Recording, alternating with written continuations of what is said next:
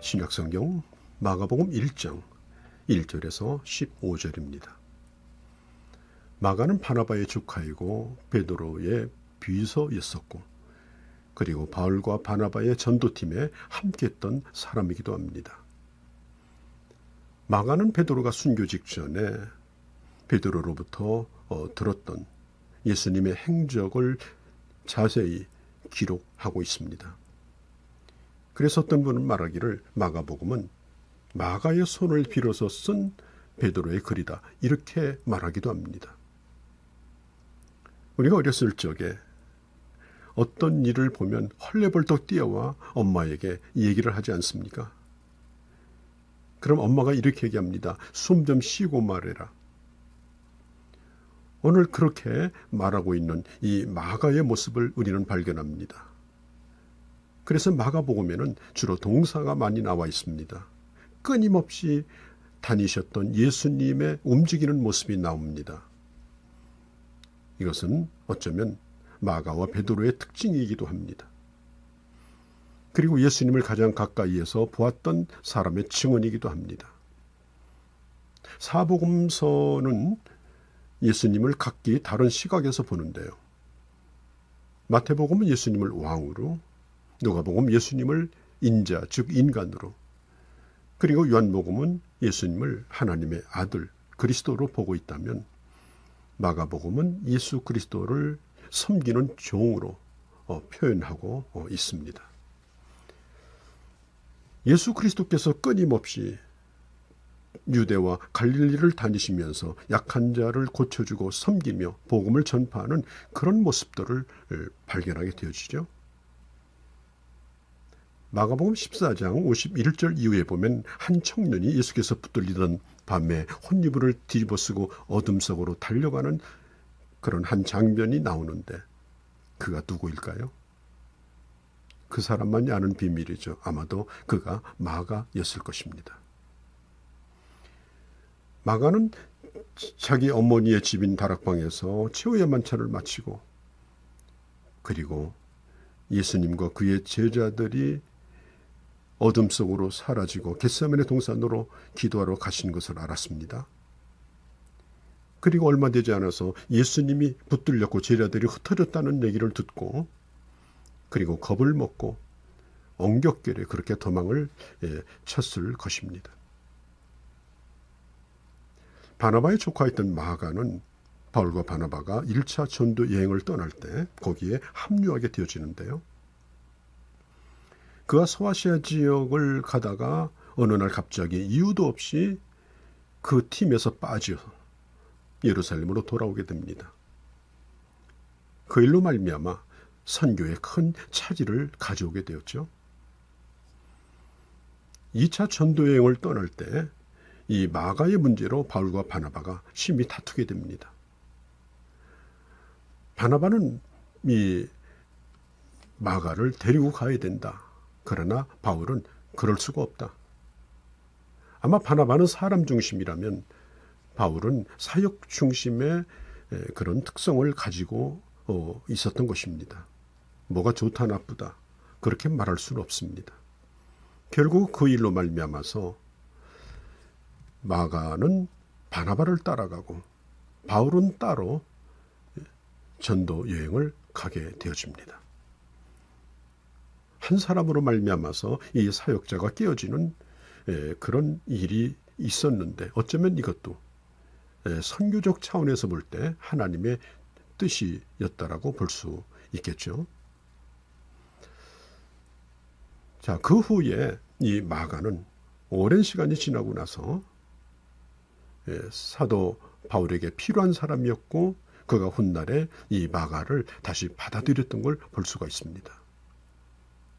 골로새서 4장 10절에 보면 마가를 다시 그는 받아들입니다. 오랜 세월이 지난 다음에 마가도 나이도 먹고 또 바울도 더 많은 변화가 있었겠죠. 그러므로 사람이 한 번 실수했다고 그 사람을 영원히 저버릴 수 없습니다. 그러면 아주 귀한 일꾼을 잃어버립니다. 그래도 품어야 합니다. 자, 세례 요한의 이야기를 하겠습니다. 오늘 본문은 세례 요한에 대한 말씀이 나와 있죠. 예수님 오시기 700년 전에 이사야 선지자가 그리스도가 이 땅에 오실 때에 미리 그 오시는 길을 예비하는 한 사람을 보내주겠다라고 약속을 합니다. 그 사람을 가르쳐서 성경은 주님 오시는 길을 예비하는 자요 광야의 소리라고 소개를 합니다. 사실 예전이나 지금이나 정상회담을 한다든지 국가의 정상이 어떤 곳에 가게 될 때는 미리 선발대가 가죠. 숙소로부터 먹는 것, 의제, 모든 의전까지 전부 미리 상의를 합니다. 예전에 왕의 시대는 아마 더 철저하게 준비를 했을 것입니다. 그런데 세례 요한은 그리스도가 이 땅에 오셔야 되는데 그 시대는 그렇게 예수님을 받아들일 만한 그런 시대가 아니었습니다. 마치 돌밭 같고 길가밭 같고 그리고 가시밭 같은 그런 시대였습니다. 그래서 사람들의 마음을 부드럽게 만들어주고 오시는 주님을 영접할 수 있도록 미리 선발대로 보냄받은 사람이 바로 이 세례 요한이었던 것입니다. 그래서 사람들의 마음을 부서뜨립니다. 가시를 뽑아냅니다. 그래서 이 세례 요한은 마지막의 선지자입니다. 마지막 선지자로서 그는 기적을 일으킨 사람이 아닙니다. 그는 사람들의 마음을 파고드는 강력한 메시지를 증거한 말씀 중심의 사역자였습니다. 그래서 사람들의 마음을 부드럽게 하기 위해서 요단강가에서 세례를 베풀면서 회개를 촉진했던 그런 사람이죠. 성경은 말합니다. 그를 가르쳐서 광야에 외치는 자의 소리다. 여러분, 소리란 뭡니까? 저도 지금 소리로 말씀을 증거하고 있는데요. 소리 자체의 의미가 있는 것이 아닙니다. 소리는 상대방의 고막을 울려주는 하나의 전달하는 그런 방법입니다. 중요한 것은 그 소리 안에 들어있는 메시지입니다. 그 메시지가 증거되면 그 메시지가 그 사람 속에 들어갑니다. 그리고 소리는 사라지고 맙니다. 오늘날 말씀을 전하는 설교자도 마찬가지입니다.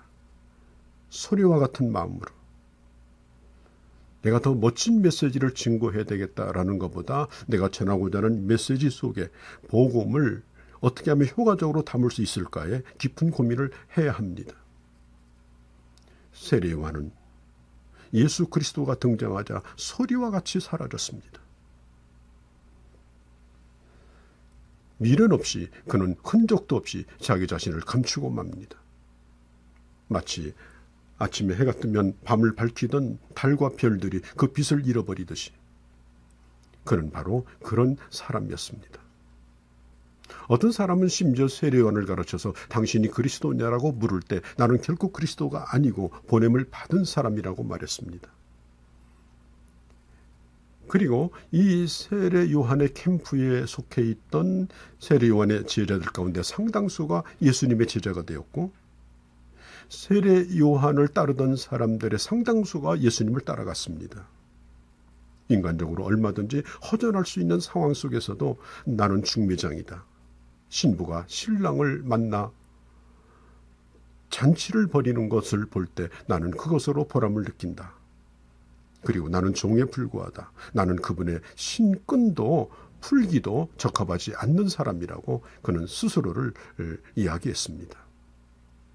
여러분, 사람들 앞에서 너무 민감하지 않기를 바랍니다. 사람들이 인정해 주는 것, 나를 누구라고 부르는 것, 그것이 아니라 나를 보내신 하나님의 뜻이 무엇인가를 생각하고 그리고 내가 해야 될 일이 무엇인가를 잊어서는 안 되는 것입니다. 성경은 말하지 않습니까? 마음을 높은 데 두지 말고 그리고 자기 분수를 알라. 내가 누구인가를 알라라고 말하죠. 그 세례 요한의 헌신이 있었기 때문에 예수님은 친히 오셔서 겸손하게 세례 요한에게 세례를 받으셨고, 그리고 예수님께서 나타날 때 보라, 하나님의 어린 양을 보라고 가르치면서 사람들의 모든 시선을 예수님에게로 돌리고 그는 사라졌던 것입니다. 하나님께서 오늘 이 땅에 우리를 주신 이유가 바로 그런 이유가 아닐까요? 오늘도 주님 오시는 길을 예비하고 사람들의 마음을 부드럽게 만들어서 뿌려지는 복음의 씨앗이 풍성하게 열매를 맺게 하는 그런 귀한 날이 되어주시기를 바랍니다.